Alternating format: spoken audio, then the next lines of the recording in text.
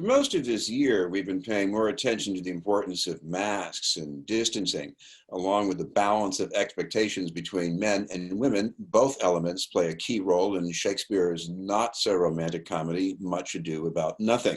It's being staged in a virtual production starting November 14th by Hub Theatre Company of Boston. We'd like to welcome the adapter and director, Bryn Boice, and the company's producing artistic director, Lauren Elias. I'd like to thank you both very much for being with us. Thank you for having us, Chris. Always a pleasure. I want to start with Lauren Elias because my clearest recollection of this play is the movie version directed by Kenneth Branagh, and my thinking was, why do a play like this at a time like this? But I guess you had a different answer to that. So, ironically enough, long before the pandemic hit, I was at a show, I think it was actually a show that Bryn directed, The Children, and somebody's cell phone went off in the middle of a key moment. And I came back and I said to the rest of Hub, I wonder if there's a way to incorporate cell phones into theater, because I feel like they're just not going anywhere. And I said, with Much Ado, they're sniping back, Beatrice and Benedict snipe back and forth all the time. Is there something to play with there?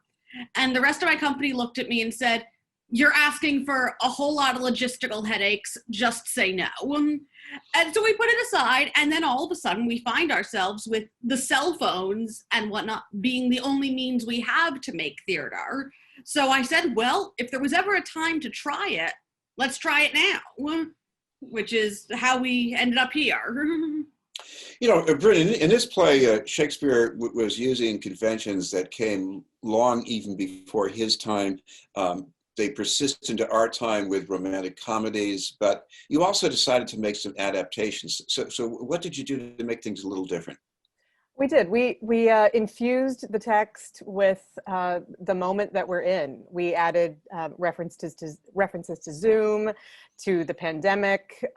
In the original play, the characters there's a lot of the men are soldiers who've just come back from the war. They need a place to stay on their way home. And so we said, hey, why don't we change it to their essential workers, they're doctors, they need a place to stay for their quarantine period. We changed just little nuances, like the things that happen every day on Zoom. People don't unmute themselves. People don't know how to let people in from the waiting room. We just added those little bits of like hysteria that we're all going through, trying to figure out this new technology in this new and unprecedented time. And it just sort of modernized it without changing that much. I mean, I probably changed about 5% of the play and left 95% of Shakespeare to do his work. Lauren, the film that I mentioned, a lot of that is in an outdoor setting. Shakespeare is usually done in a theater. Doing this on Zoom, I almost feel it's almost more, is it claustrophobic? Is it confessional? I mean, how do you deal with that? I'll tell you, it's interesting. I mean, all of a the basis of acting 101 is reacting. And what we've learned is that the audience has a much better experience if I look at the camera the way I am right now. But my instinct as an actor is to want to look at the little Brady Bunch boxes so that I can interact with my co-stars. So that's been very interesting. I mean, and then we also have to deal with the fact that people have turned their own homes into theaters, and graciously enough. I mean, the other day we had someone, their roommate was making dinner in the background, and we were just like, well, what are you gonna do? I mean, I'm sure they'll join us in a moment. I have my cats that just climb into every dramatic scene I'm in. And you just sort of, that's what's so nice about this is not film. This is in fact live theater in a different medium, and that anything can happen. And we just have to roll with it.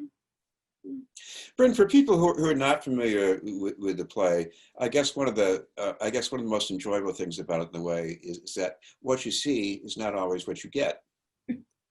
This is true.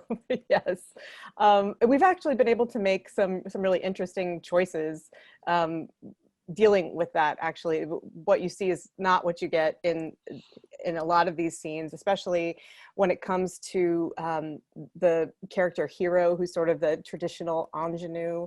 And we've been able to do some fun things with the person who accuses her of the wrongdoing is actually, or does the wrongdoing with the woman who's mistaken for hero. It's the same actress. Because of the pandemic, we've been able to use the actress and the actor played by the same person. So she's actually making out with herself when they catch hero catch hero in the act of doing something naughty. So yes, what you see in this is not always what you get. But yeah, we've had a lot of fun with the just sort of the craziness of this format. Things that I don't even know if I can describe. You just have to come and see. What's amazing, I think, also is that because people are in their own houses, there's a certain level of just like creativity that, you know, sometimes when you're in a show, you come and the director tells you, stand over here, do this, do that, and great. This, our actors are also being asked to be their own stage management in a way, their own costumes. My colleague Rob Warzali had the idea of breaking out his euphonium at one point, just for shits and giggles. And now it's a huge part of the show, and we think it's absolutely hysterical. You know, everyone's incorporating what is literally within arm's reach. And it's just a lot of fun. It's a lot of fun. The other night, I mean, we had someone had to Zoom from their car because they were on their way back from somewhere. And we thought, wait, that actually is really great. Can we use this? There's a lot of just, you know. And now he's doing most of the play in his car. Yeah.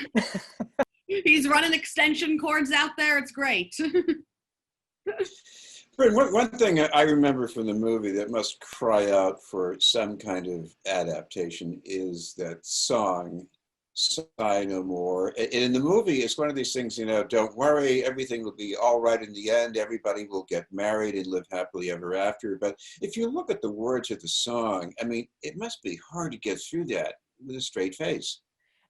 I think our version is quite funny.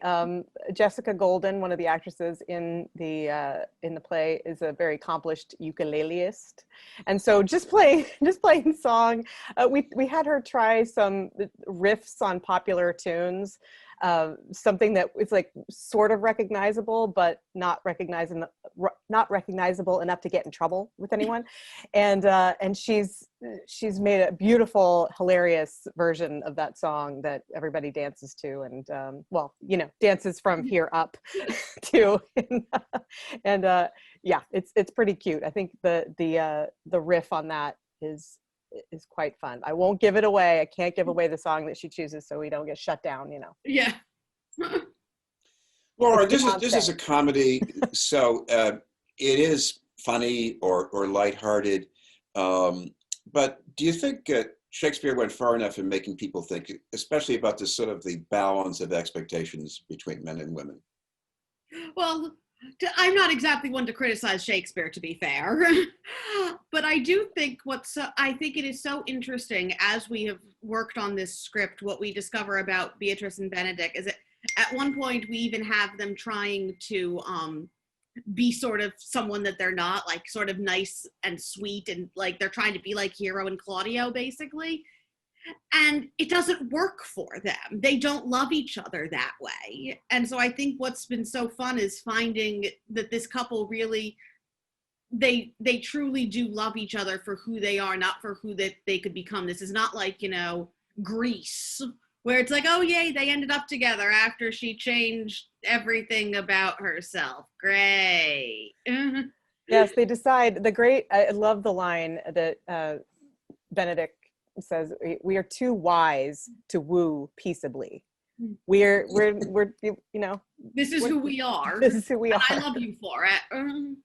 Right, and if you're not bickering with each other, there must be something wrong.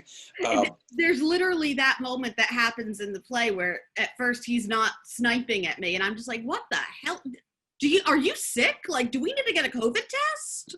Like, is this a symptom? Well, Laura, I want to ask you about one other thing here. You know, one thing that sets Hop Theater Company of Boston part is that this is an affordable kind of theater.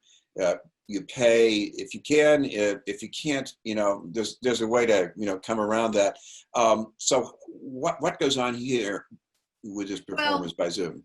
Now more than ever, it was very important to me to keep all tickets, pay what you can. I mean, times were already hard, and now they just got exponentially harder. And with the holidays coming up, we didn't want anyone to not feel that they could participate in this new form of theater. We wanted, yes, Netflix is great, Queen's Gambit, love it, but we wanted people to feel that they could still enjoy locally made theater with locally made artists. So we're still just doing it's all pay what you can, just the way it was prior to this. You can go to our website, www.hubtheaterboston.org, and it'll walk you right through it. And we're even on Facebook, it will be broadcast for free. So if you really can't pay anything, which is completely understandable, you even have a free option.